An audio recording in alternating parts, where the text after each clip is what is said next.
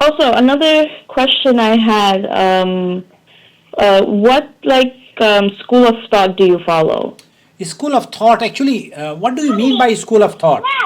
Is like Hanafi or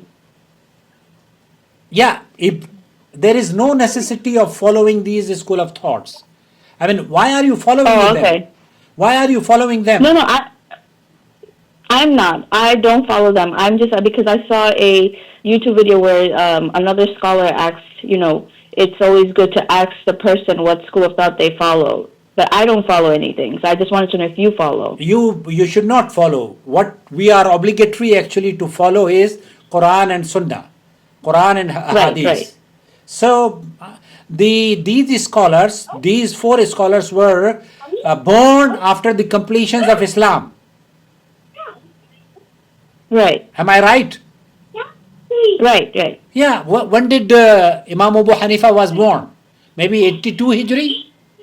No, I don't know much about them. I just saw YouTube I'm telling you. So there is no, there is no need. They have not asked anyone to follow them. They asked to follow Quran and Sunnah. Allah asked us to follow Quran and Sunnah. I don't know why people blindly following them. Yeah, that's why I was a bit, because I was reading about what their, thoughts are on the issue I mentioned to you, and that's why I just wanted to ask, because it's very confusing. No, if you are a Muslim, you follow Quran and Sunnah, you respect all of them. We ask people to respect them. They are big scholars, very respectful, and we take knowledge from them. We are not following them blindly. Whatever they say, we follow. Like, we are now passing through Shawwal, month of Shawwal. Imam Abu Hanifa says the fast of six days of Shawwal is not nafil. It is not sunnah in his eyes or in his view. So we are not following him.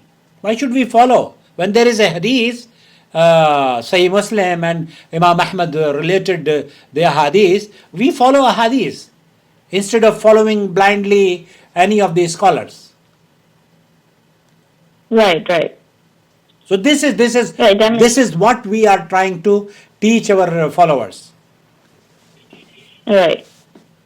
Okay. No, that makes sense. I totally understand that. Okay, so let's do this. Let's speak tomorrow.